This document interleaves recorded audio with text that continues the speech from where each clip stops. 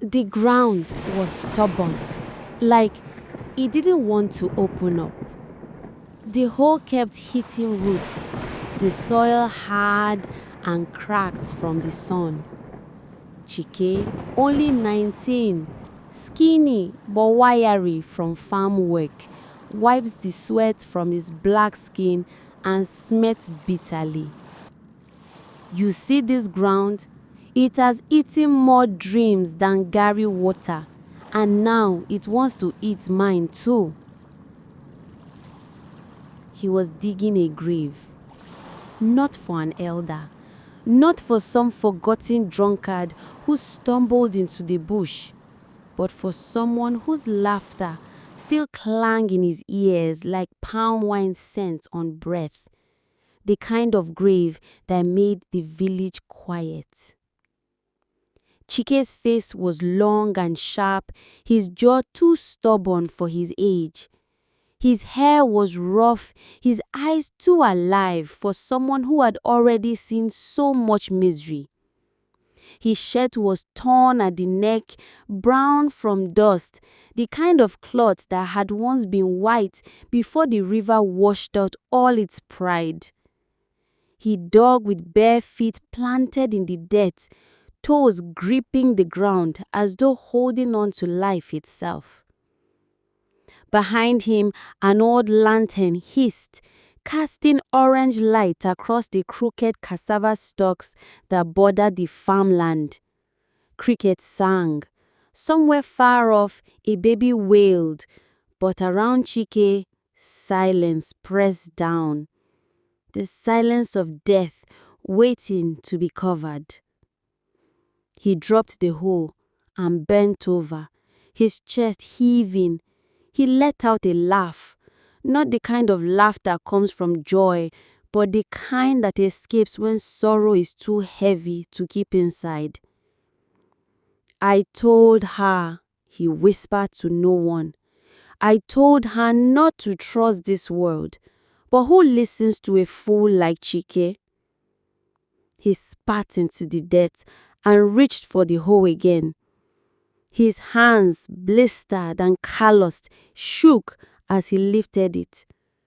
He looked down at the shallow pit and saw her face in his mind, dark-skinned, round-cheeked, hair plaited in tiny rolls that caught the sun. The way she used to smile when she called him stubborn goat. The way her laughter could make the market women pause just to look. But she was gone now, and soon the earth would own her. Chike dug harder, his muscles straining, his lips curling into a bitter grin. Maybe this grave is not just for her, he said under his breath, voice breaking. Maybe I am only digging my own little by little. The night wind carried his words into the trees. It sounded almost like a warning.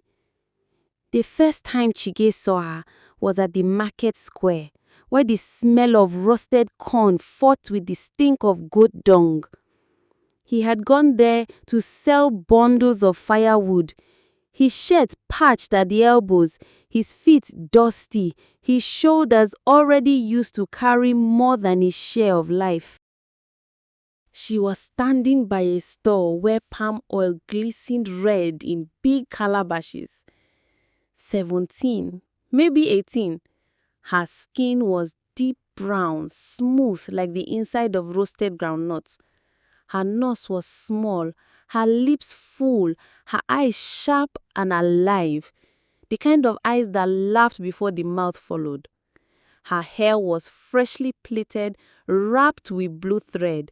She wore a yellow wrapper tied tightly at her chest, her collarbone showing, and an old but clean blouse. She caught him staring. "What?" she snapped, tilting her head, a mischievous grin creeping across her face. "Have you never seen a girl before?" Chike almost dropped the firewood from his shoulder. "I have seen girls, just not ones who look like they swallowed the sun." She burst out laughing, her voice loud enough that some traders turned their heads. So you are a goat with a mouth, eh? He smirked, shifting the firewood. Better a goat than a lizard that hisses for no reason. Her name, he later learned, was Ngozi, daughter of a cassava farmer, the kind of girl who would talk back to elders and still get away with it because her smile was too quick, too disarming. That day, she wasn't alone. She had come with her cousin Obina, a round-faced boy of 21, dark-skinned with broad shoulders, always chewing something, kola nut, sugarcane, or trouble. He eyed Chike suspiciously, as though protecting her from a stray dog, but Chike wasn't easily intimidated. By the end of that market day, Ngozi had teased him 3 more times. Obina had grudgingly shared roasted plantain with him, and somehow, without planning it, Chike found himself walking home with them along the red dirt road. They laughed at his sarcasm, even when it was sharp enough to cut. And when Ngozi called him stubborn goat the first time, Chike only smiled, pretending it didn't mean anything. But later, alone in his mother's mud hut, staring at the cracked ceiling, he whispered the words to himself. Stubborn goat. The name tasted like hope. The village evenings had their own rhythm. The air filled with the smoke of burning firewood, children chasing each other barefoot on dusty paths, the sound of pestles pounding yam echoing from compounds. It was in those evenings that Chike found himself becoming part of Ngozi's world. Obina, with his easy laugh and quick fists, introduced Chike to his closest friend, Ifeanyiwa. She was 19, tall and lean, her skin the dark shade of ripe palm kernel. Her face carried sharp cheekbones and lips that seemed always ready to mock someone.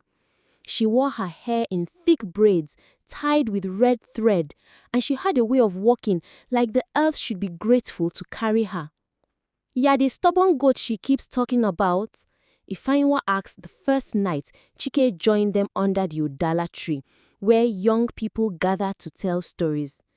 Chike leaned against the trunk, arms folded. Better a goat than a broom. At least a goat has meat. She laughed so hard her shoulders shook, then clapped him on the back. From that moment, she decided he was her new target for endless teasing. The group grew bigger with each passing week. There was Emeka, a soft-spoken boy of 18, with skin the color of honey and eyes that always seemed too gentle for the world. He stammered when nervous, but his laughter was pure, like a song no one wanted to end. Then there was Amaka, barely 17, short and round-faced, with a gap-toothed smile that made her look younger than she was. She was the chatterbox of the group, always running her mouth until Obina told her to shut up, which never worked. Together, they became a little family, a patchwork of sarcasm, laughter, and stubborn dreams. Nights under the moon turned into small adventures, sneaking mangoes from the chief's orchard, daring each other to walk past the old abandoned well, singing loudly as they carried firewood back from the bush. For once, Chike felt like the world had opened a small space for him, a corner where he wasn't just the poor boy from a crumbling hut. These people saw him, laughed with him, called him brother. He didn't know it yet, but he was already falling into the cruelest trick of life, to love deeply, only to watch it all rot in his hands. The moon that night was fat and silver, hanging low above the palm trees. The Udala tree was their gathering place, its wide branches spreading like arms that had hugged generations of laughter and secrets. A fire burned in the middle, crackling and spitting sparks into the dark. Ngozi sat cross-legged on a mat, her yellow wrapper catching the firelight, her eyes shining mischievously. Ifeanyiwa leaned against the tree trunk, chewing roasted maize and throwing the cobs into the flames one after the other. Obina sat with his arms folded, trying to look serious while hiding a smile. Emeka whittled a small piece of wood into the shape of a bird, and Amaka was already running her mouth, talking about how she would one day marry a rich trader from the city and never touch firewood again. "You?" Chike scoffed, leaning back on his elbows. "The only man who will marry you is the one who has lost both sight and hearing." The whole group erupted in laughter. Amaka threw a roasted maize husk at him, which he caught mid-air and tossed back into the fire. Ngozi's laughter was the loudest, rich and carefree, the kind of sound that made Chike's chest ache without him knowing why. They told stories late into the night. Ghost tales that made Emeka stutter in fright. Love tales that made Amaka sigh dramatically. And war tales that made Obina pound his chest as if he had already fought 10 battles. Ifeyinwa mocked them all, her sarcasm sharper than a cutlass, but somehow it only tied the group closer. At one point, Chike pulled at a tiny drum he had borrowed from his uncle, and the others clapped and sang as he played. Their voices rose into the night air, chasing away silence, making it feel like nothing bad could ever touch them. But as the fire burned low and the songs faded, Chike found himself staring at the shadow stretching under the udala tree. The laughter still rang, but the night suddenly felt too heavy, too watchful. For just a moment, he shivered like the ground itself was already hungry for them.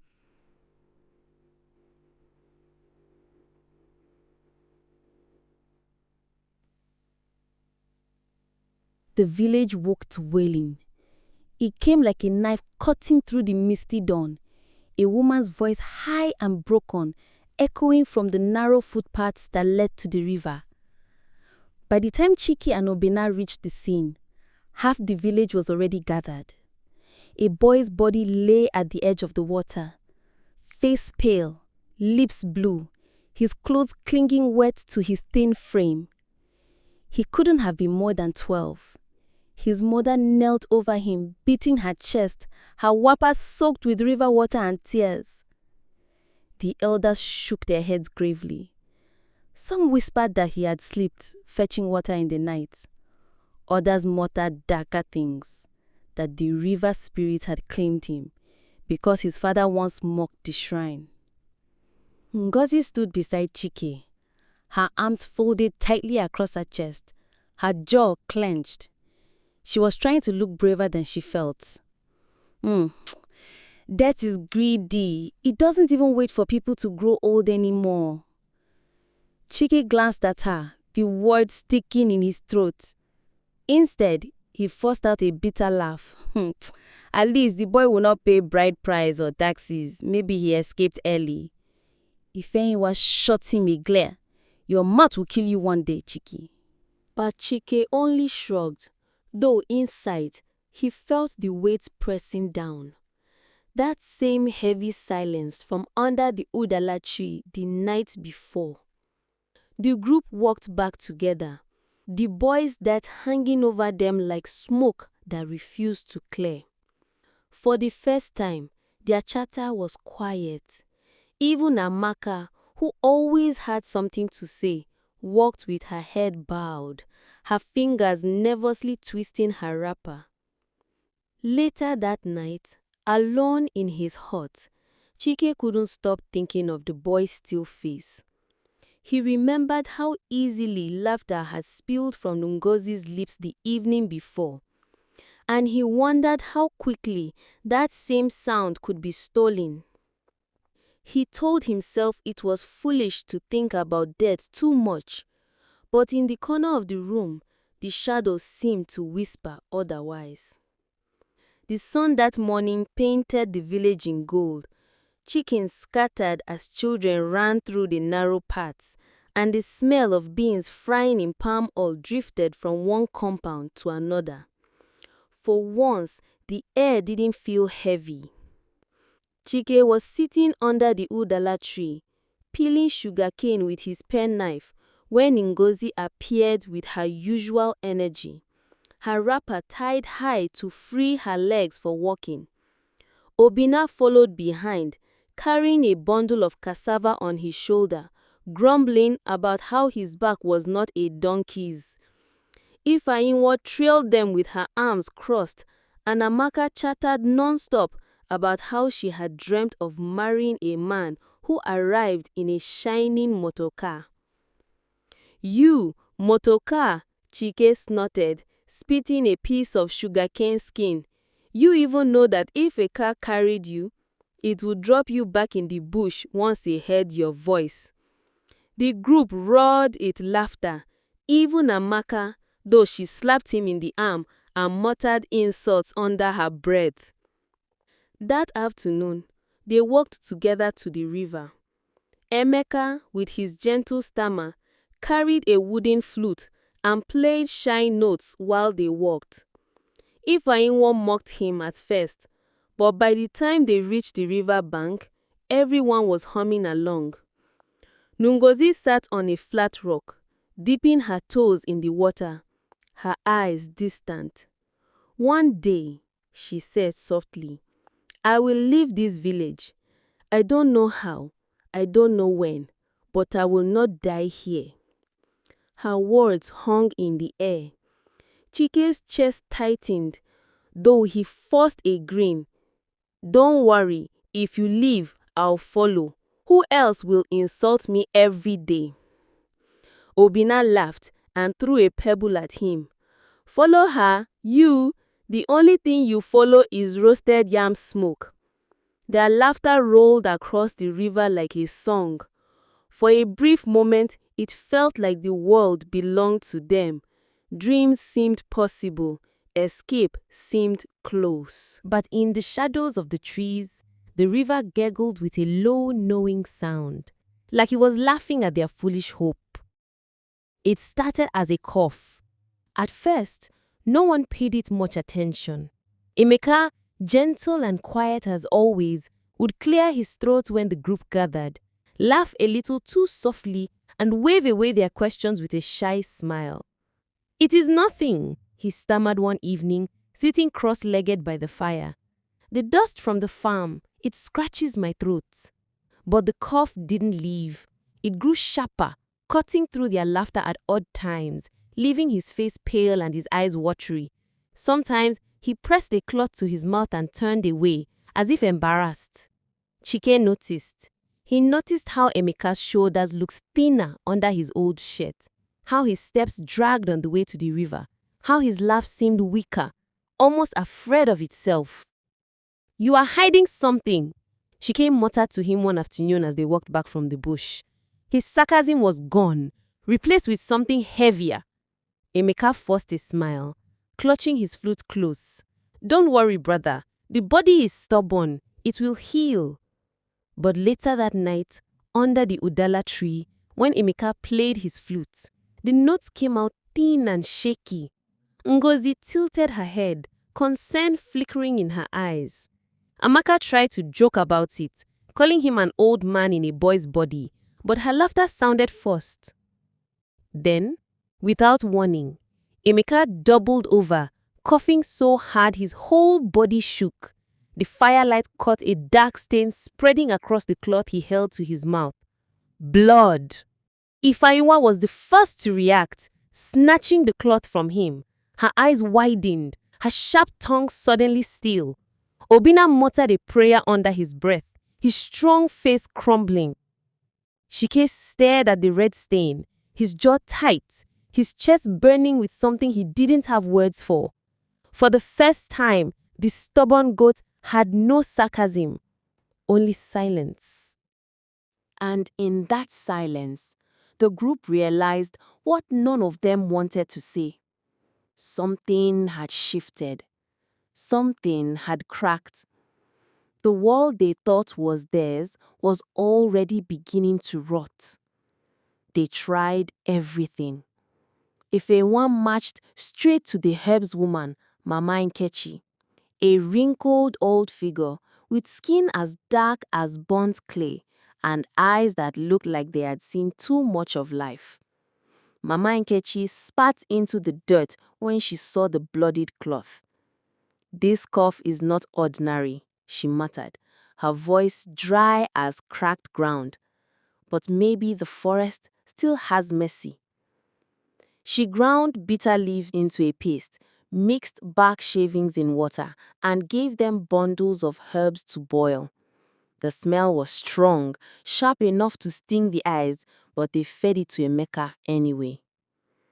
Obina sat with him every night, pounding his chest with rough hands when the coughs racked his body, whispering, "You are stronger than this, brother. Don't let dust carry you." Amaka fetched water from the stream, her chatter gone, replaced with quiet humming as she held the calabash. Ngozi prepared hot meals, pressing bowls into Emeka's hands even when he was too weak to lift them. Ifenwa, sarcastic even in fear, muttered, "Don't think dying will excuse you from our mango theft tomorrow." And Chike stayed longer than anyone. He sat by Emeka's mat when the others left, staring at his thin frame, listening to the wheezing breaths. He cracked jokes even when his voice shook.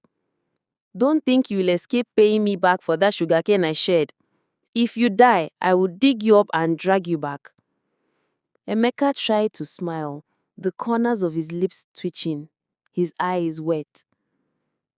For a moment, it felt like the care worked. His coughing slowed, his strength returned enough for him to pick up his flute one evening. He played a shaky tune, but the group clapped and cheered like it was a festival. Chike laughed so hard he nearly fell over. "You see, death has no ear for music, even it ran away from your noise."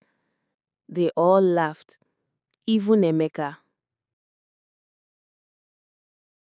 But when the laughter faded, the night fell heavy again, and the cough returned in the darkness, louder, deeper, as if the forest herbs had only bought him borrowed time. The night it happened, the air felt too still, as if even the crickets had lost their voice. Emeka lay on his mat in his mother's small hut, his chest rising and falling like a drum beating too weakly. The herbs Mama Nkechi gave had long lost their power. His once round cheeks were sunken, his lips cracked, and his hands shook even when he tried to hold his flute. Chike sat by his side, his eyes burning from lack of sleep. Ngozi fanned him gently, her face pale, her usual sharp tongue silenced by fear. Obina stood at the doorway, his fists clenched, helpless in his strength. Amaka and Ifeniwa hovered nearby, both pretending not to cry, their wrappers pulled tight, as if it could hold them together. Emeka coughed, blood staining the cloth again. He looked at Chike, his honey brown skin now dulled by sickness, his gentle eyes fading.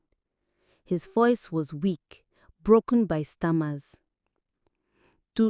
Do you remember when we sang by the river?" Chike swallowed hard, forcing a smirk. "Yes, you sounded like a goat being strangled." A faint laugh escaped Emeka's lips. Then his hand slipped, the flute rolling from his fingers to the floor. Ngozi gasped, pressing her hands over her mouth.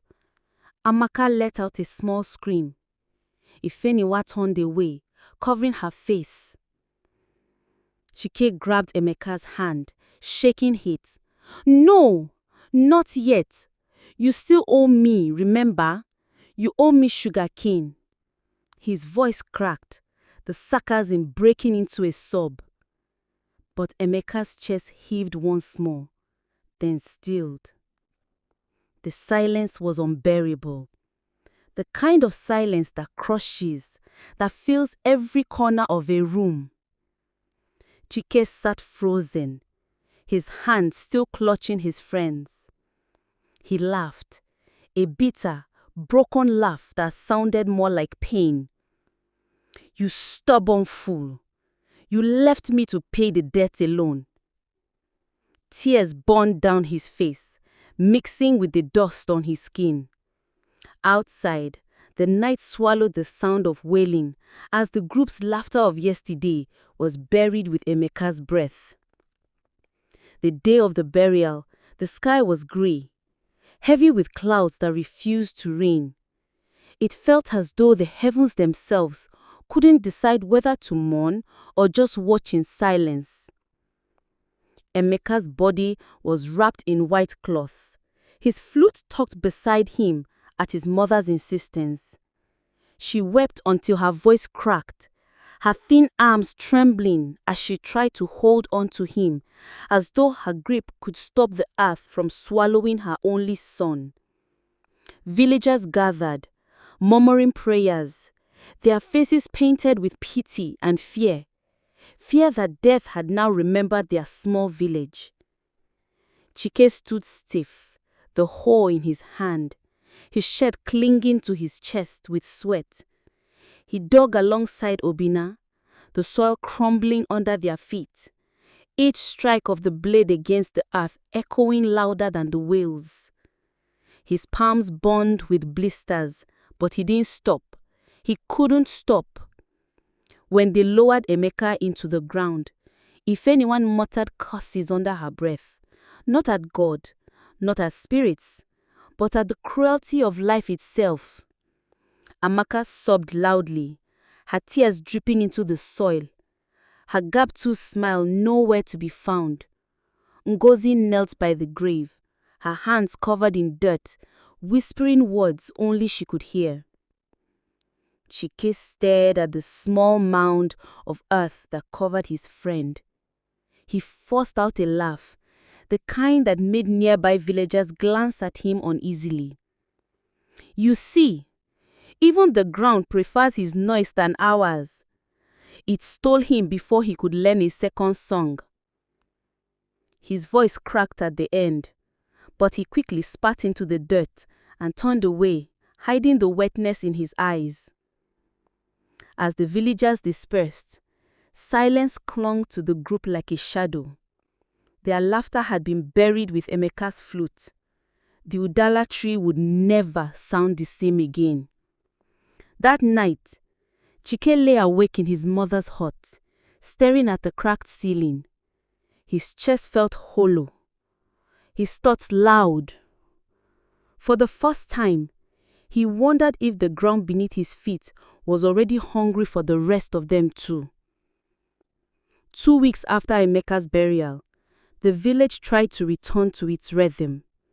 The cock still crowed, the market still buzzed, but for the 5 friends, the air was heavy. Their secret hideout under the Udala tree no longer echoed with laughter. When they gathered, silence sat among them like an extra person. Ngozi began to change first.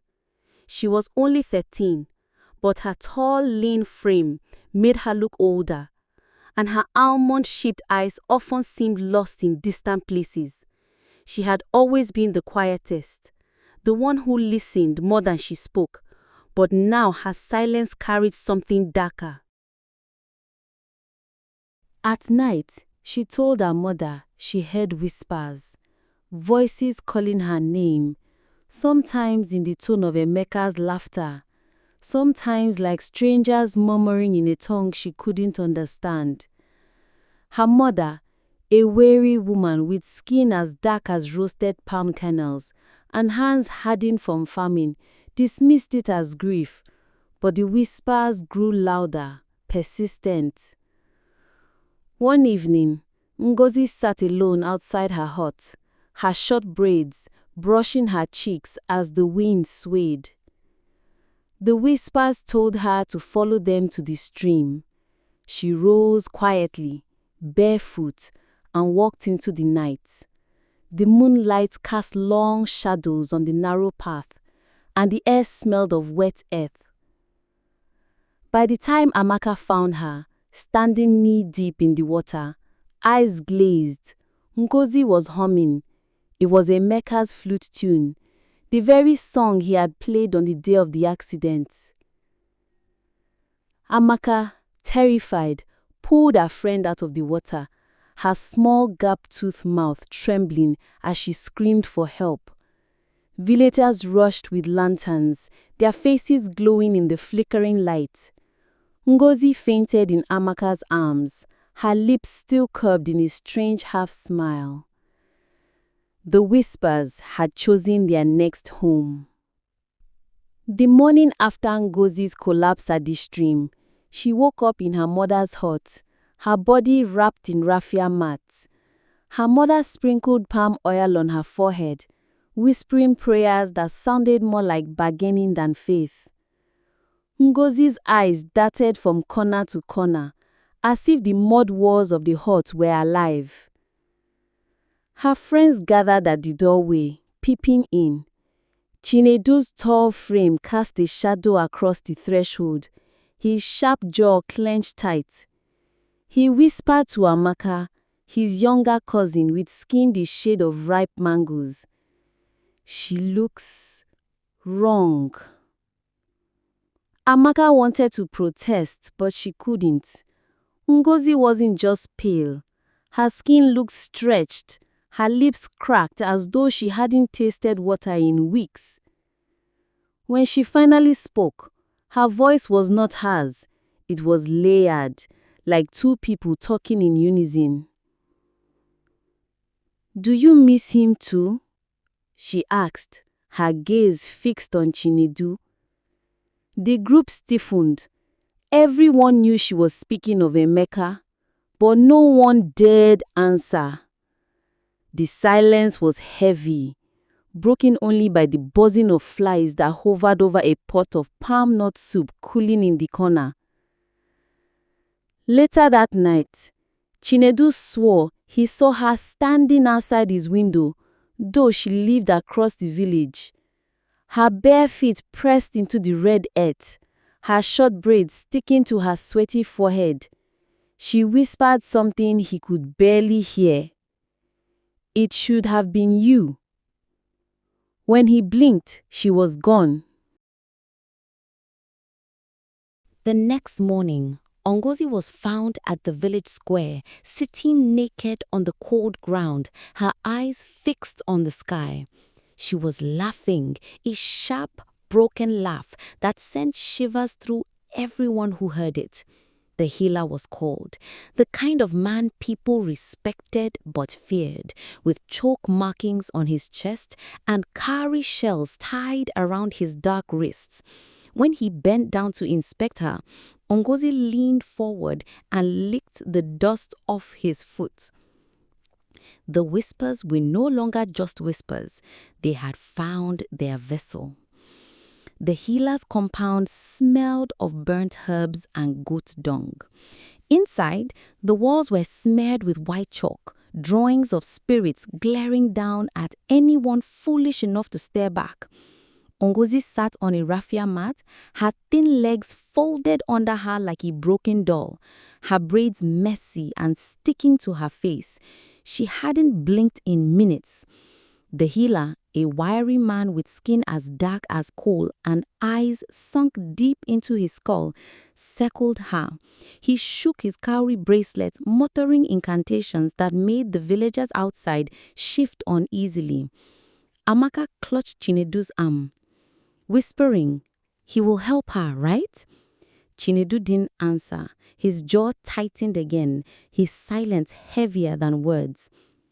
Suddenly, Ngozi's body arched back violently. A sound tore from her throat. Not a scream, not a cry, but something in between. The sound of a girl drowning in her own body. Her eyes rolled, showing only the whites, and she slammed her head against the mud wall until blood smeared across it. The healer barked, "Hold her!" Villagers rushed in, pinning her frail arms and legs, but Ngozi's strength was not hers. She kicked, fought, spat, like something else was inside her, raging to be free. Then she spoke, in Emeka's voice, clear, mocking. "Why didn't you save me?" Gasps filled the room. The children's hearts sank like stones in water. Chinedu's tall frame trembled, his lips pressed shut, refusing to answer the voice that should have been buried in the earth. The healer pulled out a gourd, pouring bitter liquid down on Nguzi's throat. She coughed, choked, then laughed, a chilling, hollow laugh that echoed through the compound. When the ritual ended, she went limp. Her mother wept, her rough palms clutching her daughter's fragile hands. The healer shook his head. "She is no longer fully here," he said flatly. "Pray she chooses to stay." That night, Amaka lay awake, staring at the thatched roof above her. She swore she could still hear Ngozi's laugh in the wind, a laugh that promised the pain had only just begun. For a few days, Ngozi seemed calmer. The villagers said the healer's ritual worked. She even smiled once, a soft, almost shy smile, the kind she used to give when someone teased her about her long neck. Amaka clung to that smile as if it were gold, whispering to Chinedu, "She's coming back to us, I know it." But the calm was a lie. At night, her mother woke to find Ngozi crouched on the roof of their hut, her small frame silhouetted against the moon. Her eyes glowed faintly, her braids dangling like twisted roots. She wasn't asleep, she wasn't awake, she was waiting. The next day, she followed Chinedu to the stream. He had gone alone to fetch water, his tall frame balancing the calabash easily on his shoulder. When he turned, she was there, standing ankle deep in the water, her wrapper soaked and clinging to her thin legs. "Do you ever wish you had died instead of him?" she asked, her voice low, broken. Chinedu's heart slammed in his chest. He dropped the calabash, water spilling across the rocks. "Ngozi, stop this," he whispered, though his voice shook. She tilted her head, smiling faintly. "He says you should have drowned that day, not him." Before Chinedu could answer, she stepped deeper into the water, sinking slowly until the stream reached her shoulders. Her eyes never left his. He panicked, rushing forward, dragging her out. But as soon as her body touched the soil, she collapsed, unconscious, her lips forming Emeka's name. When they carried her back, her mother fell to her knees, crying, "My daughter! My daughter!" But the villagers had already started whispering. Some said she was cursed. Others said Emeka's spirit had entered her. The children sat together that night, silent, listening to the drum beats from a distant festival. For the first time, Amaka admitted aloud what everyone feared. "I don't think she will survive this." And in the shadows, Ngozi stared in her sleep, smiling at something only she could hear. The moon was swollen that night, hanging low over the village like an eye that refused to close. Inside Ngozi's hut, her mother dozed beside her, exhausted. The air was thick with the smell of herbs and smoke from the healer's concoctions. Ngozi lay still, her breathing shallow, her lips twitching as if she were speaking to someone in her dreams. Amaka crept in quietly with the small bowl of roasted maize. She will eat this, she whispered, more to herself than anyone else. Her gap-toothed smile trembled as she sat by Ngozi's side. She brushed a strand of messy braid from her friend's face. When you get better, we'll play by the Udala tree again. You will see. Ngozi's eyes snapped open. For a heartbeat, her dark irises looked normal. Then they shifted, clouding into a milky white. She grabbed Amaka's wrist with surprising strength, her thin fingers digging into her skin. "Do you know how it feels to drown?" she asked, her voice layered again. Emeka's laughter laced through her words. Amaka screamed, pulling away. The bowl of maize tumbled, kernels scattering across the floor. Ngozi sat up, her chest heaving, and began to laugh. It was not a child's laugh. It was sharp, jagged, cutting through the night. Villagers rushed to the doorway, pressing in with lanterns. Her mother tried to hold her down, crying out prayers to every god she knew. The healer appeared, shaking his rattles, commanding silence. He sprinkled white chalk over Ngozi's head, shouting incantations. For a moment, it seemed to work. Ngozi slumped back onto the mat, breathing heavily, her eyes half closed. The healer turned to the crowd and muttered, "She will not last long, but do not leave her alone." The villagers left one by one, shaking their heads. Amaka lingered, her little frame trembling as she whispered, "I'll stay with you, no matter what." Ngozi's lips curled into that faint half-smile again, though her eyes stayed shut. By dawn, Amaka awoke with scratches on her arm, deep, bloody lines that spelled a single word when she washed them in the stream. Soon. The day broke with a sky the color of ash, clouds hanging low, as if the heavens themselves were tired. The villagers gathered near the healer's compound again, whispers buzzing louder than the cicadas. Inside, Ngozi's body shook violently on the raffia mat, her thin frame jerking like a puppet in the hands of a cruel master. Her mother knelt beside her, tears streaking her dust-stained cheeks. "Please let my daughter go," she begged, clutching Ngozi's arms. But her lips parted, and what came out was not a cry. It was a hiss, a deep, rattling sound that made even the old men at the doorstep step back. Chinedu, tall and strong, tried to hold her down. His broad palms pressed against her shoulders, but Ngozi's strength was not hers. She threw him off with a sudden force that sent him crashing into the wall. Gas filled the room as blood trickled down his forehead. Then came the silence. Ngozi sat up slowly, her braids falling forward, her eyes glazed white. She looked around the room, her lips twitching into a smile that was neither hers nor human. When she spoke, it was in Emeka's playful tone, the very voice that once filled the air with flute music. "Do you miss me?" Amaka broke. Her small body collapsed into sobs, her trembling hands clutching the earth floor. "Stop it! Stop it! You are not him!" she wailed. The healer raised his staff high, chanting furiously. Smoke filled the room as he cast herbs into the fire. But Ngozi only laughed, a hollow, endless laugh that clawed at the ears of everyone who heard it. Then suddenly, she stopped. Her body went still. Her head dropped forward. For a heartbeat, hope flickered. Her mother whispered, "She is free."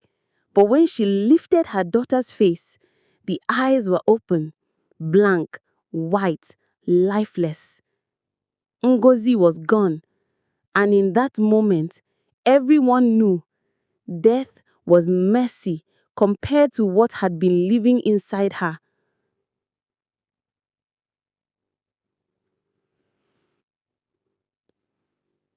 The village square was quiet the morning they buried Ngozi. The ground was still damp from last night's rain, and the smell of wet earth clung to the air. Her mother wailed until her voice cracked, collapsing over the small mound of fresh soil. Men had to drag her away, her nails clawing the earth as if she could dig her daughter back out. The children stood together at the edge of the crowd. Amaka's eyes were swollen from days of crying. Her gap-toothed smile, once her charm, was gone. Her lips trembled as if they had forgotten how to hold joy. Chinedu's tall frame looked smaller somehow. His shoulders slumped, his eyes dark with sleeplessness. He kept staring at the grave, fists clenched and whispering to himself, like a man rehearsing his anger. "She was fine," he said low, but sharp. "She was fine, then gone."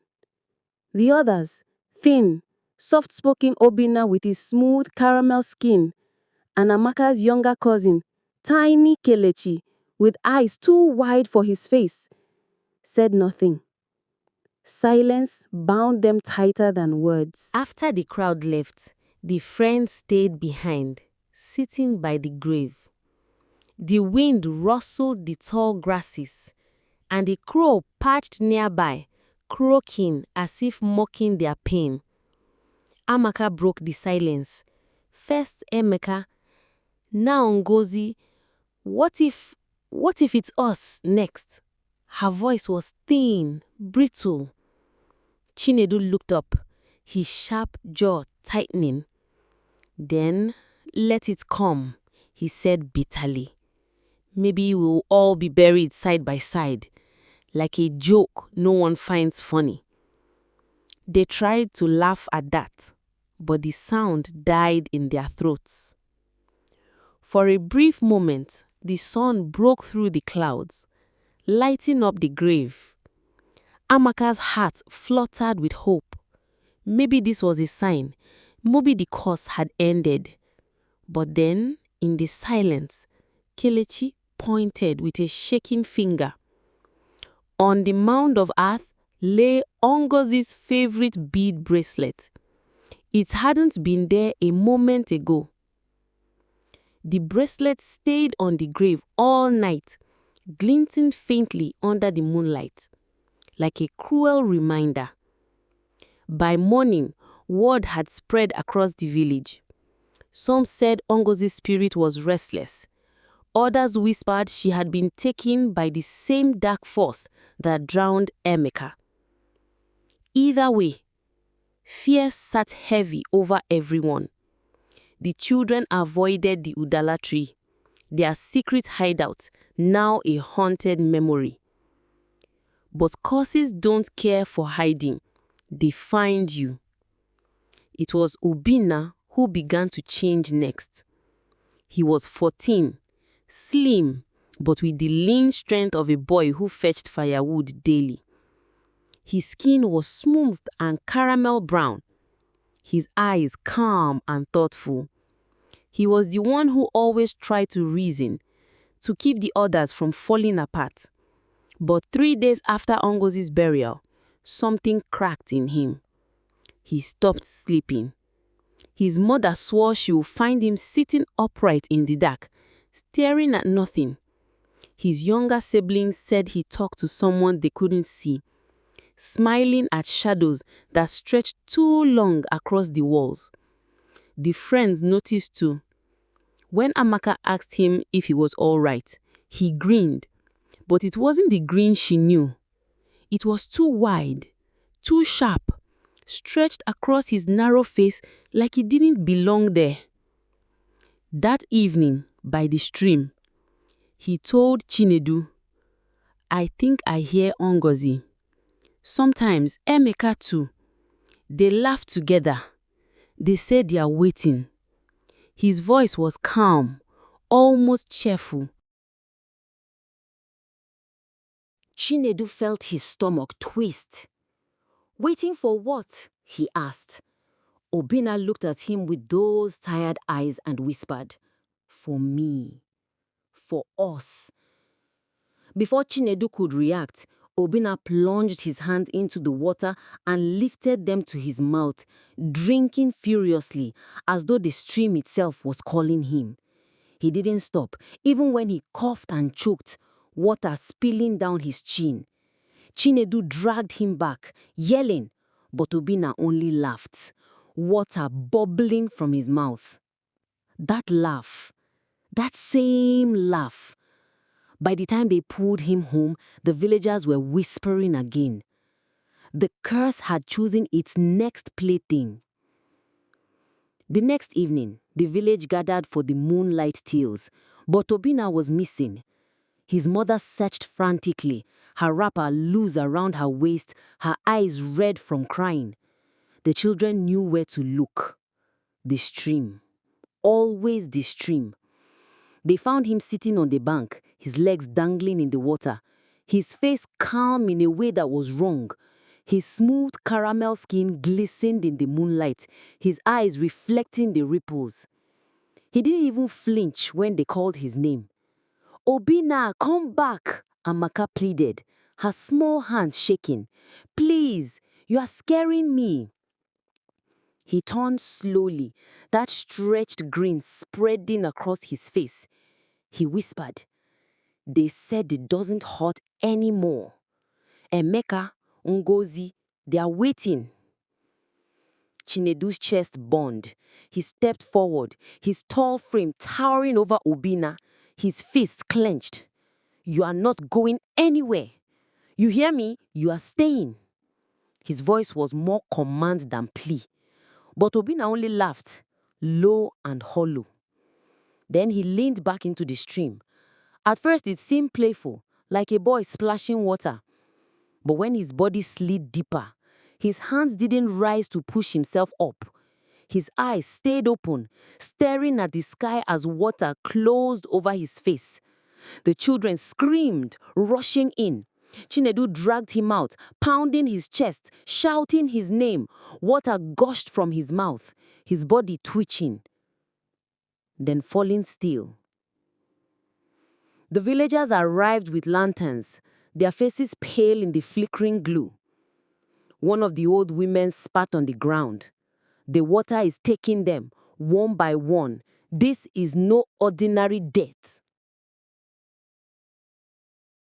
Amaka dropped to her knees beside Obinna's body, sobbing until her tiny frame shook. We promised to stay together," she cried, clutching his hold hand. Chinedu looked at the stream, his jaw trembling. For the first time, the strong boy looked afraid. The stream rippled softly, though no wind stirred the trees. It was waiting. Kelechi was only 10, the smallest of them, with round eyes too big for his narrow face and skin the shade of dark clay. He was Amaka's cousin, the one who followed her everywhere like a shadow. After Obinna's burial, he wouldn't let go of her wrapper. "Don't leave me," he whispered constantly. Even when she went to fetch water, he clung to her hand, his thin fingers digging into her palm. But fear is not protection. One night, while the children sat huddled in Chinedu's hut, Kelechi began to hum. It was a soft tune, almost sweet, almost innocent. But Amaka froze. It was Emeka's flute song. "Kelechi, stop!" she said quickly, her voice sharp. But he didn't. His lips curved into a smile that wasn't his. His wide eyes seemed to lose their shine, turning dull, glassy. He stood slowly, swaying like someone listening to music no one else could hear. Chinedu rose, his tall frame blocking the doorway. "Sit down," he commanded, his voice heavy. Kelechi tilted his head, grin widening. "They are calling me. They said I'll be the youngest to join them. Isn't that funny? Before anyone could move, he darted past them. Small legs carried him faster than they thought possible. They chased him into the night, their hearts slamming, the moonlight guiding their way. They found him at the edge of the village well. He stood on the rim, arms spread, swaying as if the wind itself held him up. Amaka screamed, her voice breaking, "Please, don't!" For a moment, his eyes softened. The real Kelechi flickered back. Tears welled in his wide eyes. I don't want to," he stammered. Then his body jerked violently, as if yanked by invisible hands. With a single motion, he toppled forward into the darkness of the well. The splash echoed through the night. By the time they pulled him out, his small body was limp, water dripping from his open mouth. Amaka collapsed beside him, shaking him, screaming his name until her throat tore. Chinedu turned away, fists pressed to his eyes, refusing to let them see his tears. 3 gone. Only 2 left. And the curse was not finished. The village had grown weary of burials. Graves were still fresh, soil still loose, yet another mound was added for Kelechi. The villagers no longer spoke openly. They muttered, spat, crossed themselves when the children passed. Some said the group had angered the gods. Others swore they were cursed from birth. Chinedu carried the coffin, if you could call the rough wooden box that, on his shoulders. His tall, lean frame shook with the weight, though not from the load itself. His sharp jaw was clenched so hard it ached, his eyes glassy with rage more than tears. He had buried Emeka, then Ngozi, then Obina, now Kelechi. 4 friends, 4 holes in the ground. Amaka trailed behind him, her small body bent under grief. Her wrapper was torn, her hair uncombed, her once bright eyes hollow. She didn't speak much anymore. She simply whispered prayers under her breath, not because she believed, but because it was all she had left. That night, Chinedu sat outside his hut, staring at the stars.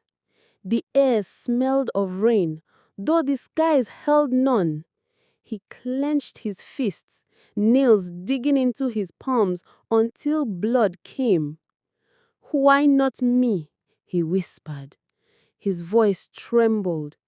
"Why do you take them and leave me to rot here alone?" As if in answer, the wind shifted. From the udala tree came a faint whistle, a Mecca's flute tune, soft, mocking. Chinedu rose, his tall frame stiff and his breath catching in his chest. "Stop it!" he shouted into the night. "Stop playing with me!" His voice cracked, anger breaking into fear. But the tune grew louder, weaving through the darkness, pulling him. His bare feet carried him forward, though his mind screamed to stay. By the time he realized where he was, he stood before the stream again. The moon reflected in the dark water, rippling as though something beneath stirred. And in that reflection, he didn't see himself. He saw Emeka, smiling, reaching. Chinedu staggered back, his tall frame trembling like a leaf in storm. But the water called, and he knew, deep in his chest, that it would not stop calling until it swallowed him too. For days, Chinedu refused to go near the stream again. He forced himself to stay within the village, helping his mother in the farm, carrying palm wine kegs, even repairing broken fences. His tall, broad-shouldered frame moved with purpose, but his face betrayed the truth. His eyes were restless, darting to every sound in the wind. His nights were worse. He woke drenched in sweat, heart racing as if he had been running from something unseen. Amaka watched him closely. Her once bright skin had lost its glow, her small figure shrinking under the weight of grief and fear. At only 16, her face bore lines of sorrow far beyond her years. She spoke little, but when she did, her voice trembled. "Chinedu, I hear them too," she whispered one evening, her head bowed. Chinedu froze. He turned sharply, his dark brows knitted together, jaw tight. "What do you hear?" Her lips quivered. "Voices. At night. They call me by name. I close my ears, but still I hear them. It is like they are standing inside me." Chinedu's tall frame stiffened. He drew her closer, wrapping his arms around her as though he could shield her from spirits themselves. "You must not listen. You must fight." His tone was firm, but his eyes betrayed fear, because he too had stopped trusting the sound of his own mind. That night, when the village slept, Chinedu heard footsteps outside his hut. Slow, heavy, deliberate. He reached for a cutlass and stepped into the moonlight. There, at the edge of the compound, stood Kelechi, or what looked like him. His round face was pale, his eyes hollow, his lips curled in that mischievous grin he used to wear when teasing. Chinedu's chest rose and fell sharply. "You are not real," he growled. His tall frame shook, both in rage and terror. But the figure laughed, low, deep, chilling. "We are waiting, brother." And before Chinedu could move, the figure melted into the shadows, leaving behind only the smell of damp earth and death. Morning came, but it brought no peace. Chinedu's tall frame slouched as he staggered out to the farm. His usually sharp brown eyes were bloodshot, his dark skin ashy with exhaustion. He tried to focus on cutting yam stalks, but his hands trembled. The cutlass slipped, slicing his palm open. Blood trickled down, warm and sticky. Amaka rushed to him. Her slim arms tried to steady his shaking hand, her soft brown face etched with panic. "It is a sign," she whispered. "The spirits are marking you." Chinedu pulled away, forcing a bitter laugh. "Marking me? They already own me." His voice was drenched in sarcasm, but beneath it lay despair. "Maybe I should just give them what they want. At least, then I can rest." Amaka's lips trembled. She was barely holding herself together, her short frame shaking like a leaf in the harmattan wind. "Do not say that. If you go, what will become of me?" He looked at her then, really looked. For a moment, something tender flickered in his gaze. "Maybe it's better if you forget me," he muttered. "Find another friend, someone the spirits will not touch." But Amaka shook her head fiercely. "No, I will not leave you. If you go, I go." That night, the whispers grew louder. Chinedu lay on his raffia mat, staring into the darkness. A voice, soft and mocking, crept into his ears. "You cannot save her. You cannot even save yourself." Chinedu squeezed his eyes shut. "Shut up," he hissed. But the voice chuckled. Moments later, Amaka screamed from her hut. Chinedu leapt up, his tall form crashing through the door. He found her sitting up, eyes wide, her small brown hands clutching her head. They were here. They were touching me. Chinedu gathered her into his arms, his heart hammering. But deep inside, a cruel truth whispered. This was only the beginning. The days followed wrapped the village in a heavy silence. Even the birds seemed to avoid singing near Chinedu's compound. Amaka had stopped eating.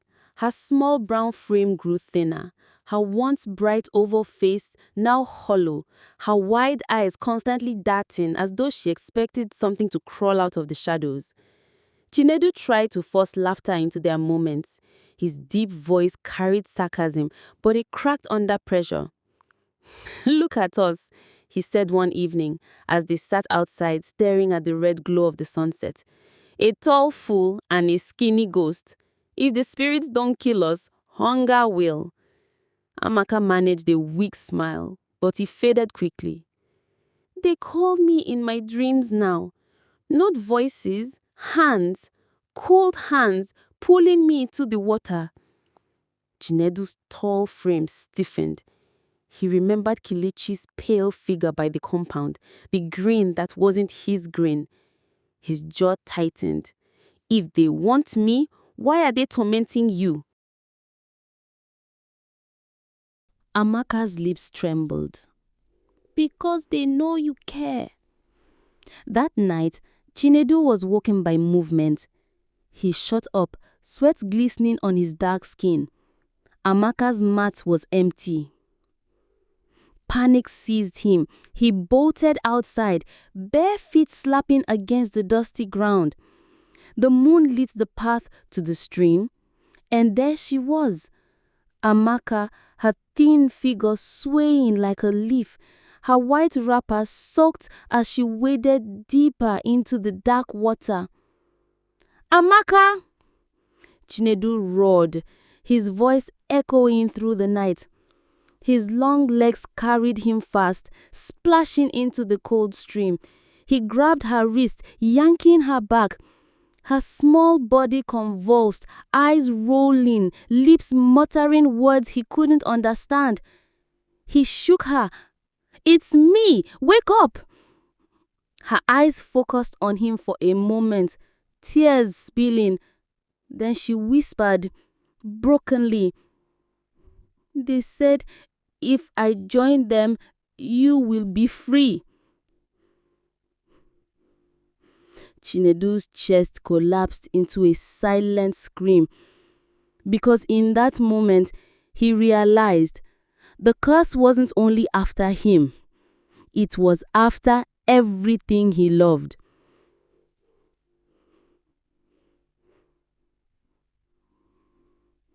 Chinedu dragged Amaka out of the water, his tall frame trembling as he laid her on the cold earth. Her small brown body was shivering violently, her lips purple, her eyes half closed. He pressed on her chest with his large hands, whispering, "Breathe, breathe, please." At last, she coughed, spitting out stream water, her frail figure jerking against his hold. Relief flooded Chinedu, but it was short-lived. Her voice was barely a whisper. "Why didn't you let me go?" Chinedu froze, his broad shoulders hunched. "Because you are all I have," he muttered, anger and despair dripping from his words. "If you leave, I am already dead." For the first time, Amaka smiled, but it was a broken smile, her eyes glassy with defeat. "Then we are both prisoners." By morning, news of the night's event spread like wildfire. Villagers whispered in clusters, their dark eyes full of suspicion. An old woman spat into the dust when Chinedu passed. "That boy is cursed. He drags the innocent into death with him." Children mocked from afar, pointing at Amaka's fragile form. "See the spirit's wife." They laughed, their voices sharp as thorns. Chinedu wanted to fight them, his tall frame quaking with rage, but Amaka clutched his arm weakly. "Leave them. They are right." That evening, as the harmattan wind howled through the huts, Amaka sat by the fire, staring blankly into the flames. Her slender hands clutched a charred stick, her voice low and cracked. "Chinedu, do you think the dead are happier than us?" Chinedu's heart sank. He forced a crooked smile, his voice laced with bitter sarcasm. "Of course, they don't have to pay bride price or farm under the sun." Amaka gave a faint laugh, then went quiet. Her head slowly rested on his shoulder, her body trembling. For the first time, Chinedu realized that saving her life the night before might have only prolonged her suffering. And as the fire dimmed, he thought, maybe the curse would not kill them swiftly. Maybe it would tear them apart slowly, until even death felt like mercy. Amaka began to change. Her once bright brown eyes, full of mischief and warmth, now carried a honest stare. She moved slowly, like someone being pulled by invisible strings. Sometimes her slim figure would wander out of the hut at night, her bare feet dragging through the red dust, her lips muttering strange words no one could understand. Chinedu, tall and restless, shadowed her every step. His broad chest heaved with helplessness as he tried to guide her back. "Amaka, stop, it is me," he would whisper, but she often looked at him as if he were a stranger. One afternoon, he returned from the farm to find her crouched in the compound, her thin brown hands digging furiously into the soil. Sweat poured down her face, streaking her wrapper with dust. When he pulled her up, she screamed, "They are calling me! I must answer! They said they will bury me in peace!" Chinedu's heart fractured. He wrapped his long arms around her trembling body, his deep voice cracking. "No, no one is burying you, not while I breathe." But she pushed him away, her face twisted in anguish. "You don't understand. They will take me whether you hold me or not." By evening, she sat by the fire, rocking back and forth, her slim frame curled tight. She whispered to herself, repeating the same line, "The water is sweet. The water is sweet." Chinedu stared at her, his tall frame bent, his hands buried in his hair. For the first time, he allowed himself to think the unthinkable. Perhaps keeping Amaka alive was not saving her at all. That night, as he lay awake, he swore he heard Kelechi's mocking laugh outside the hut. But when he rushed out, the compound was empty. Only the cold wind and Amaka humming to herself in the dark. The hut grew darker each night, not because the firewood burned slow, but because Amaka's spirit seemed to drag shadows inside with her.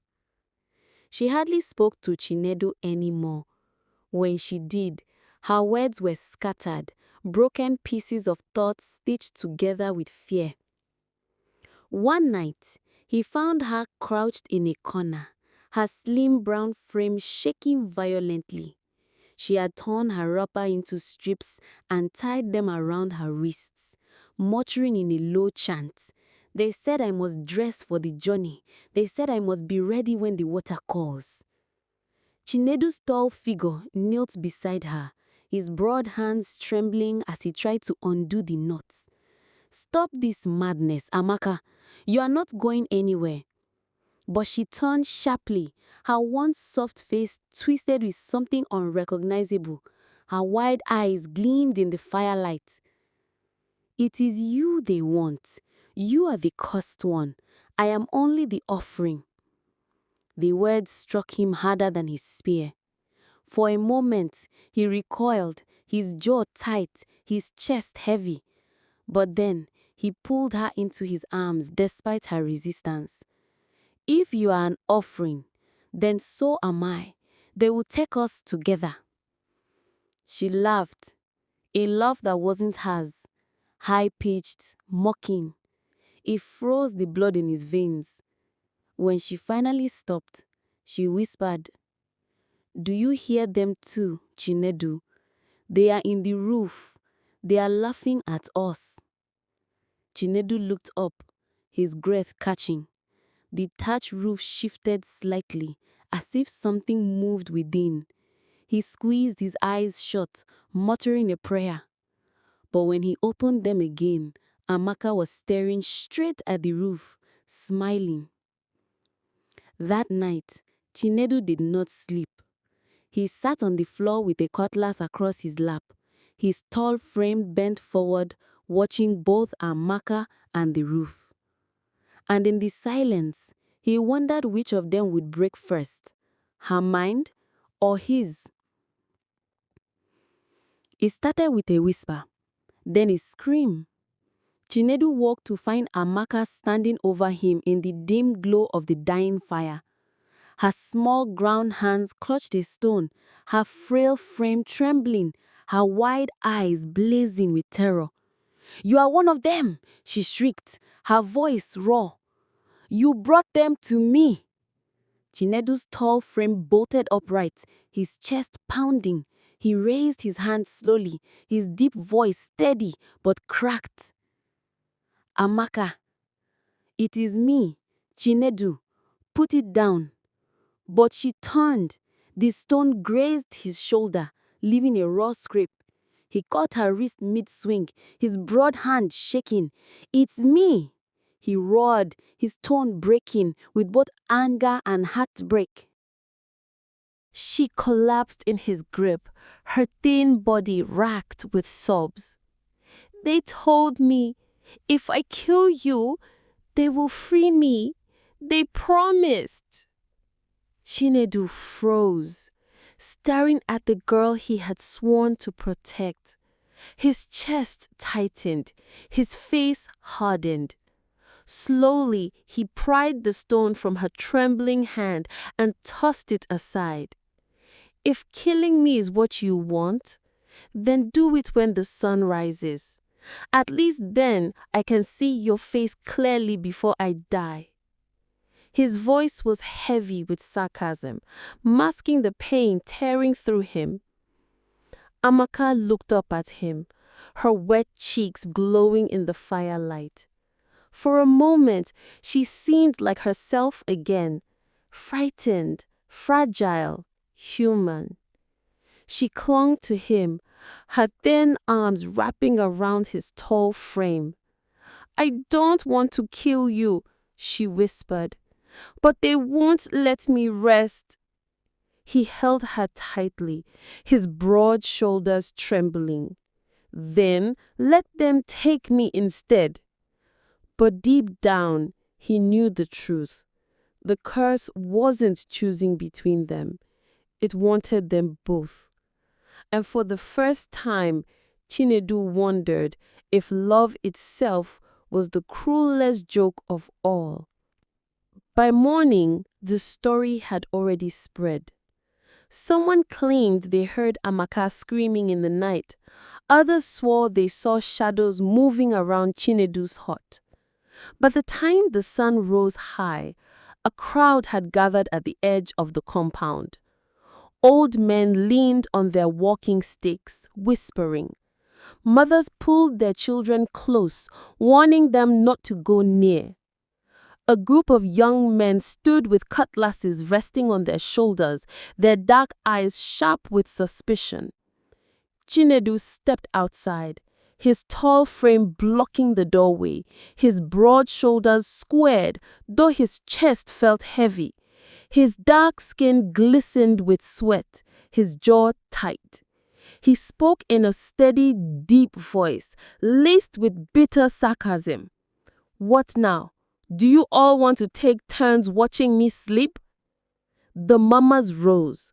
One man shouted, "We are tired. First it was Kelechi, now Amaka. You are a plague in this village." Inside, Amaka crouched near the fire, her slim frame rocking, her eyes hollow. She muttered, "They are here! They are here!" Her voice carried out, adding fuel to the crowd's fear. An elderly woman spat on the ground. "That girl is finished. Soon she will join the dead. And when she does, it will be his fault."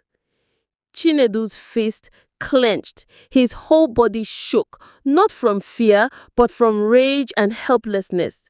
"She is not finished," he growled. "She is mine to protect." The young men laughed coldly. "Then protect her from us." The threats hung in the air like smoke. The villagers began to disperse, but not before one of them muttered, "We should drive them both into the bush. Let the spirits eat what they have already claimed." Chinedu turned back inside, his tall frame sagging under invisible weight. Amaka's wide eyes followed him. In a voice that was barely hers, she asked, "Will they kill us?" Chinedu sat beside her, pulling her close, despite her trembling. "Not before the spirits do," he muttered, his tone sharp with sarcasm. But his heart whispered another truth. Maybe the villagers were right. The hut smelled of damp earth and smoke. The fire had burned low, casting shadows that danced on the mud walls. Amaka sat cross-legged near the ashes, her slim brown frame hunched, her dark eyes staring blankly into the embers. She hadn't eaten in 2 days. Her once round cheeks were hollow now, her lips dry, her skin pale against the orange glow. Chinedu watched her from the doorway, his tall frame bent, his broad shoulders sagging as though the weight of the whole world pressed on him. His dark skin glistened with sweat, not from heat, but from fear. He spoke softly, almost begging. "Amaka, eat. Just a little, please." She didn't move. Instead, she whispered, "They said food is for the living. I am already halfway gone." Chinedu clenched his jaw, forcing a crooked smile, his deep voice heavy with sarcasm. "Halfway gone? Good. Then wait for me at the other half, because I'm not letting you go alone." For a moment, her lips twitched, almost a smile, but then her face hardened and she began to hum, low at first, then louder, a strange tune unlike any village song. She rocked back and forth, her thin hands slapping her thighs in rhythm. "Amaka," Chinedu said sharply, stepping closer, "stop this." But she only hummed louder, her eyes rolling back. Suddenly, she grabbed a piece of burning wood from the fire. Her small fingers gripped it tightly, flames licking her skin, but she didn't flinch. Chinedu lunged at her, ripping it from her grasp and tossing it aside. His big hands grabbed her wrist, his deep voice trembling. "What are you doing? Do you want to burn yourself alive?" Amaka stared at him, her wide eyes glazed, her voice flat. "If the fire does not take me, the water will. Either way, I am leaving you." The words hit him like a blade. His tall frame collapsed to his knees before her, his eyes wet with anger and despair. "If you leave me, then take me with you." But Amaka only turned back to the ashes, humming that same haunting tune. Chinedu no longer trusted his own mind. The line between dream and waking blurred until both felt like a punishment. At night, he heard footsteps circling the hut, heavy and deliberate. When he jumped outside with a cutlass, he found only the whispering wind and his own pounding heart. By day, he stared at Amaka and wondered if she was truly there. Her slim brown frame sat in the same spot for hours, her wide eyes fixed on things only she could see. Sometimes she laughed suddenly, a sharp sound that made the hairs on his dark arms rise. Other times she screamed, clutching her head, begging unseen hands to let her go. Once, while he fetched water, he swore he saw Kelechi's round face in the reflection of the calabash. The grin widened until the image rippled into nothing. Chinedu dropped the calabash, his tall frame collapsing to his knees in the mud. He pressed his broad hands against his head, muttering, "I am not mad. I am not mad." But at night, when Amaka's soft voice hummed that haunting tune, he found himself humming along. Not because he wanted to, but because the melody clung to his tongue like a parasite. He stopped himself, breathing hard, his deep voice cracking with sarcasm. "Look at me, a tall fool singing duets with madness." Amaka tilted her head, her thin lips twitching into a broken smile. "They like it when you sing," she whispered. Chinedu froze. His dark eyes widened. "Who?" She leaned closer, her voice low. "The ones in the roof. The ones in the water. The ones waiting for us." That night, Chinedu sat with the cutlass across his lap again. But his tall frame trembled differently now, not just from fear of losing Amaka, but from fear that he was already joining her, piece by piece. The night split open with a scream. Chinedu bolted upright, his tall frame tense, sweat already soaking his dark skin. Amaka thrashed on her mat, her slim body jerking violently as though invisible hands dragged her limbs in different directions. Her wide eyes rolled back, her lips foaming with spit. "Amaka!" Chinedu roared, rushing to her side. He pinned her trembling frame against the raffia mat, his broad hands struggling to keep her still. But she was stronger than she looked, twisting, kicking, clawing at him with her small, sharp nails. She gasped out words between screams. "Let me go! They are waiting for me in the water!" Chinedu's chest heaved as he held her tighter. "You are not leaving me. Not tonight. Not ever." Then suddenly, she went still. Her brown face relaxed into a chilling calm. Slowly, she raised her thin arms and wrapped them around his neck. Her voice, soft and airy, whispered, "If you won't let me go, then come with me." Before he could react, her grip tightened. Her frail-looking arms pressed into his throat with shocking force. Chinedu's deep voice cracked into a strangled cough as he clawed at her wrists. His tall frame buckled, his vision blurring. Rage and heartbreak exploded in him. With one desperate surge, he wrenched her arms free and shoved her back. She fell against the mud wall, gasping, her wide eyes blinking rapidly, as if waking from a trance. Chinedu staggered to his feet, his broad chest heaving, his throat raw. His voice shook with dark sarcasm. "Perfect. Now, even in love, I get strangled." Amaka's lips trembled.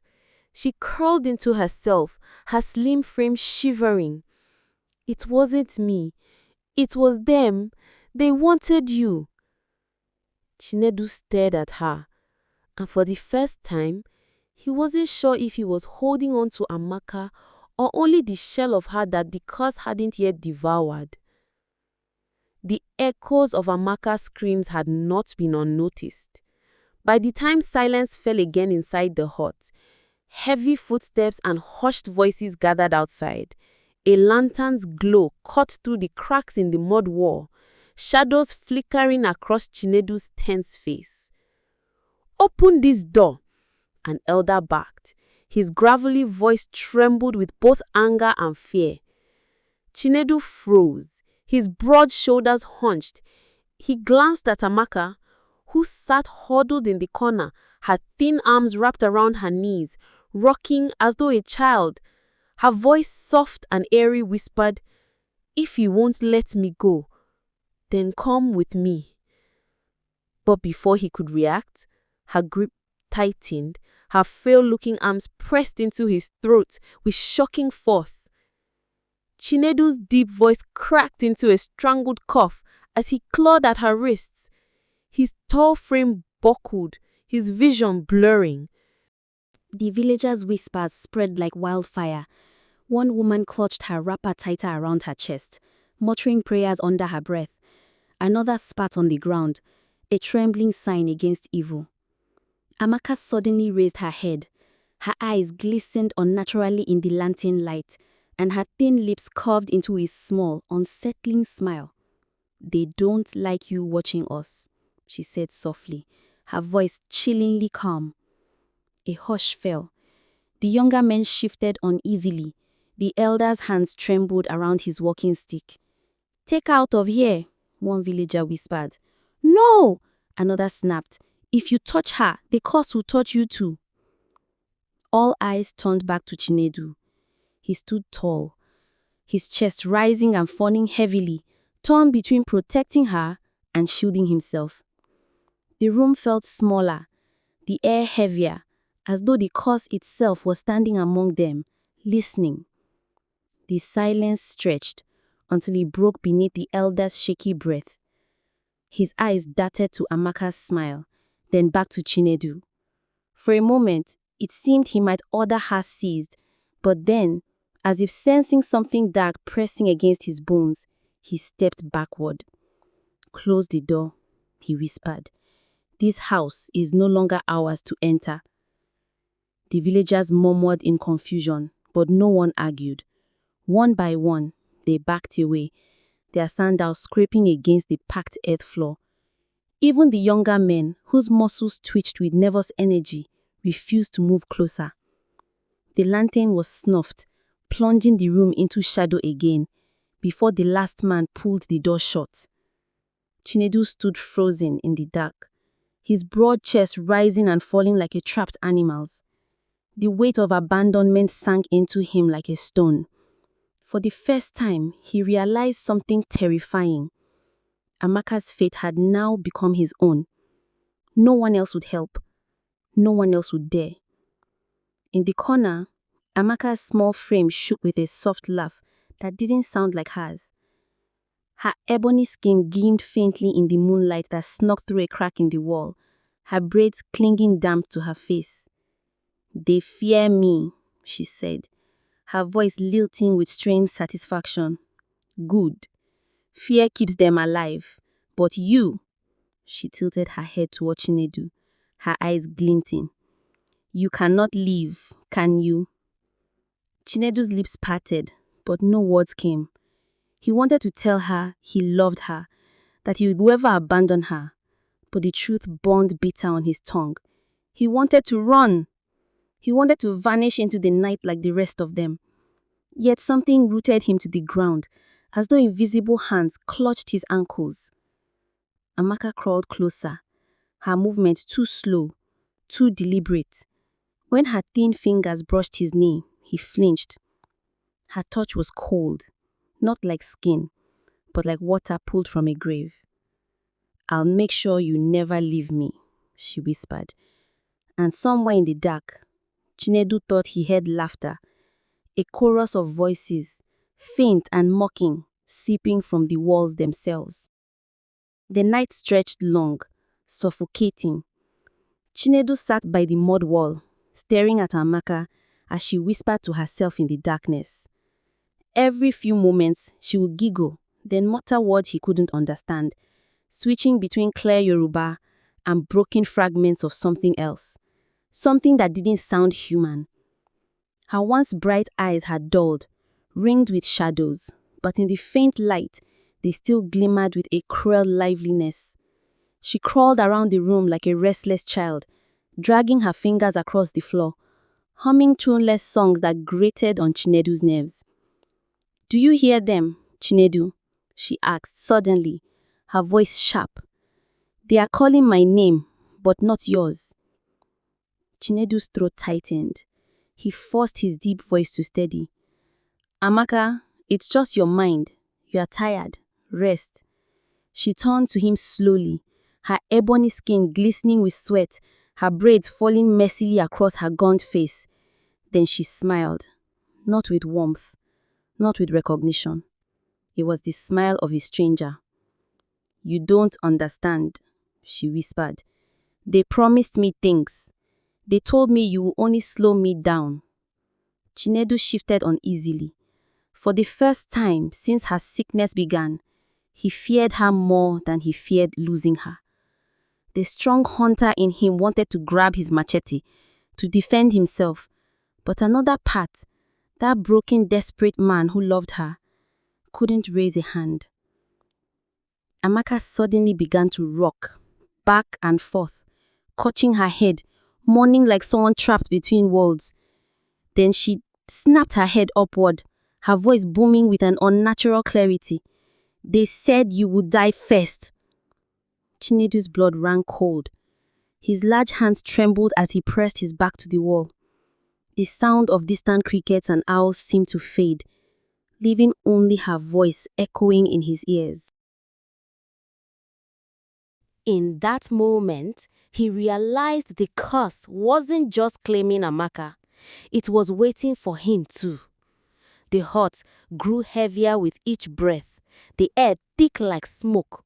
Chinedu's heart pounded against his chest as Amaka's words lingered. "You will die first." He wanted to dismiss it as madness, but her tone had been too sharp, too certain. Before he could speak, Amaka moved. She lunged at him with startling speed, her thin frame crashing into his broad chest. Her nails, once carefully trimmed, now jagged and broken, tore at his skin. Chinedu grunted, struggling as her weight pressed him down against the dirt floor. "Amaka, stop!"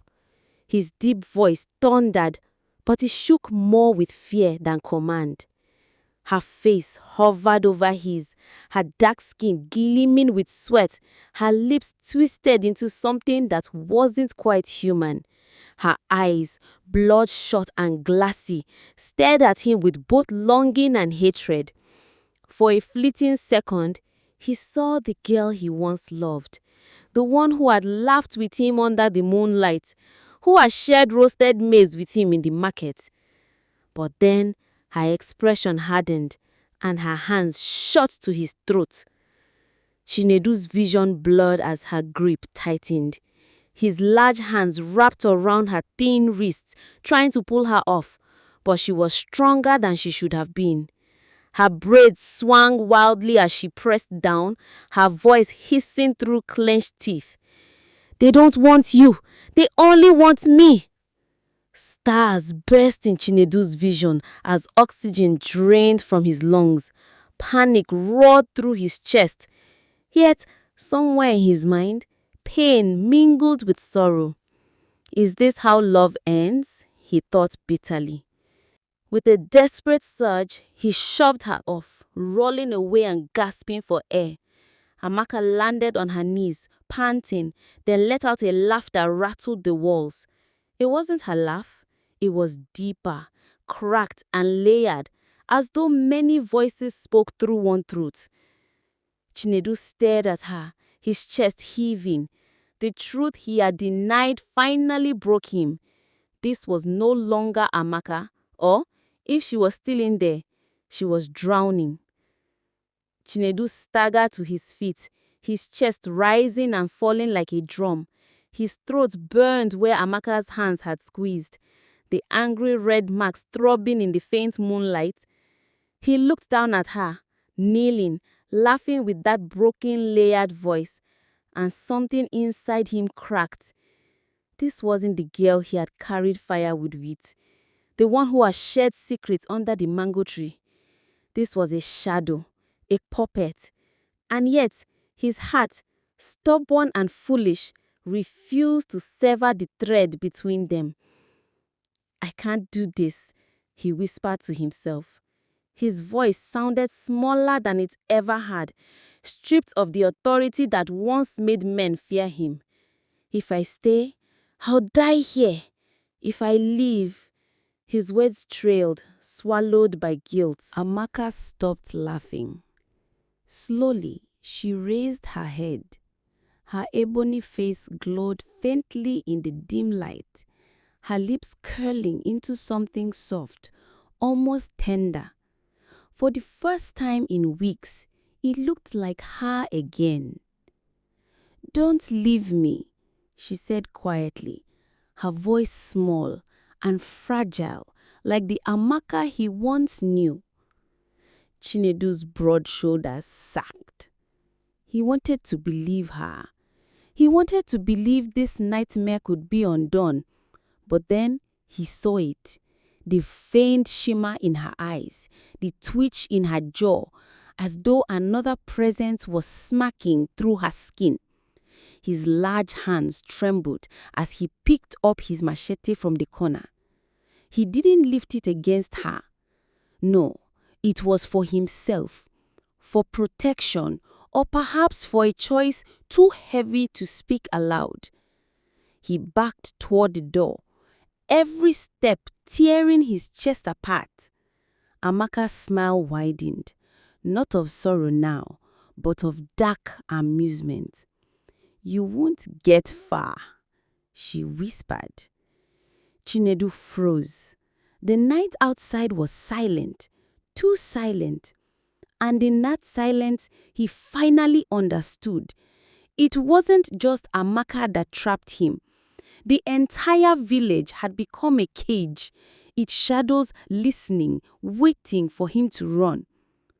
Chinedu's breath came heavy as he gripped the machete tighter, his palms slick with sweat. Every muscle in his body screamed for him to run, to break through the door and vanish into the bush before dawn. He pushed the wooden frame open slowly, the creak slicing through the silence like a scream. The village lay in darkness, the moon casting silver lines across the narrow paths. But something was wrong, too wrong. Not a single lantern burned, not a single goat bleated, not even the restless cough of an old man echoed. It was as if the village had stopped breathing. Chinedu stepped outside, his broad frame hunched low, his eyes darting between the huts. His bare feet crunched on the dirt, every sound too loud in the suffocating stillness. He tightened his grip on the machete, whispering to himself, "Just reach the bush, then run." A movement flickered at the edge of his vision. He froze. By the well, 3 figures stood. Villagers he knew, their shapes unmistakable.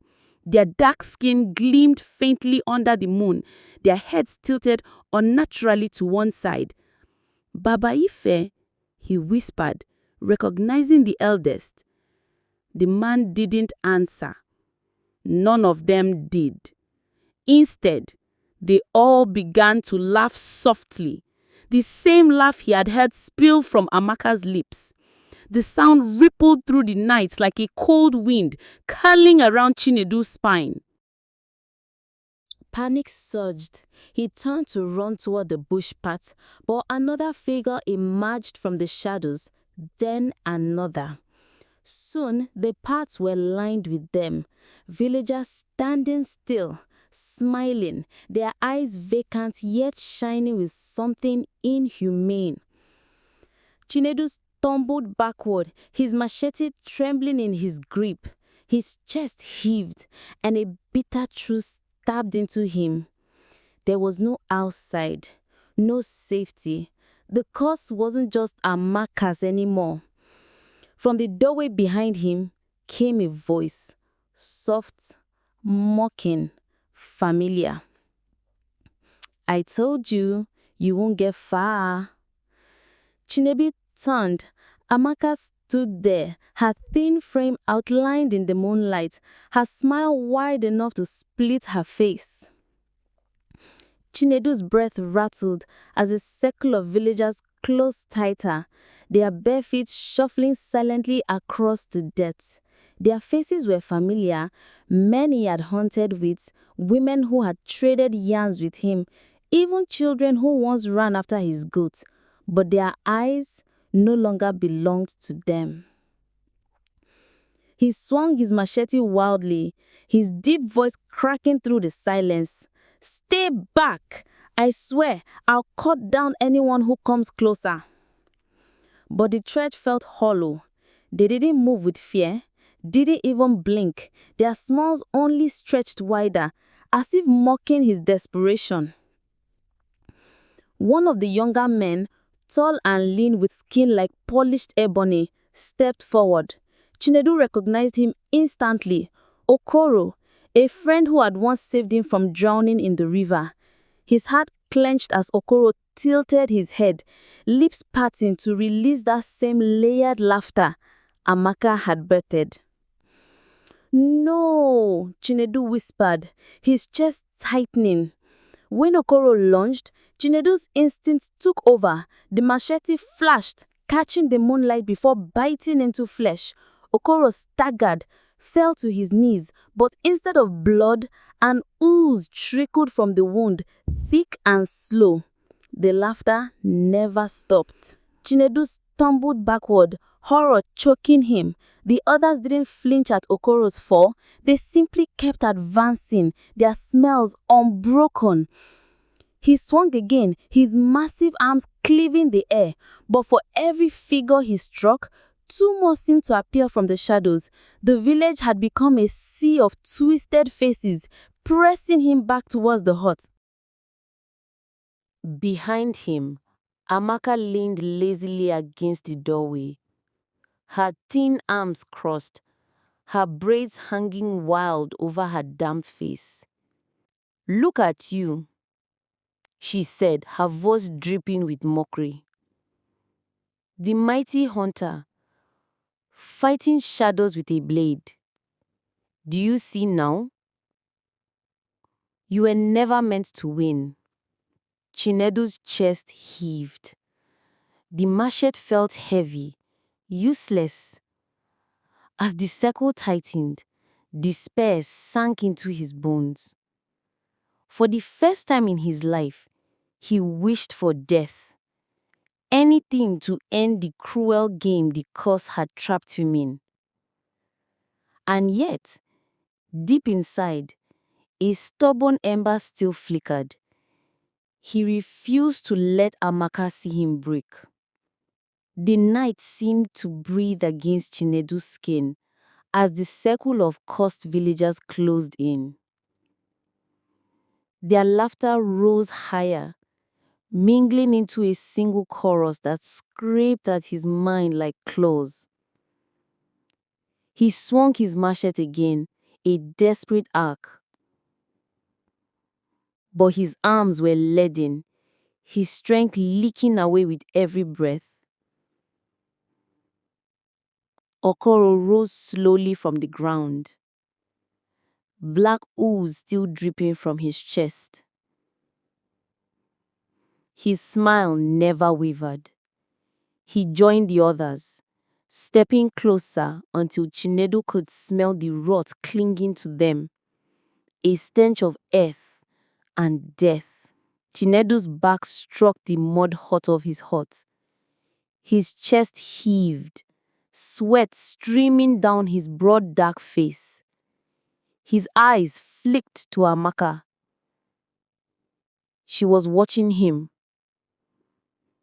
Head tilted, her expression soft, almost tender. For a heartbeat, she looked like herself again, the girl who once sang to him under the stars. He almost dropped the machete. Almost. Then her lips curled and the many voices poured from her throat. "It is time." The villagers surged forward. Hands, cold, unyielding, gripped Chinedu. Arms, legs, throat. He fought like a lion, his muscles straining, his deep voice roaring into the night. But there were too many.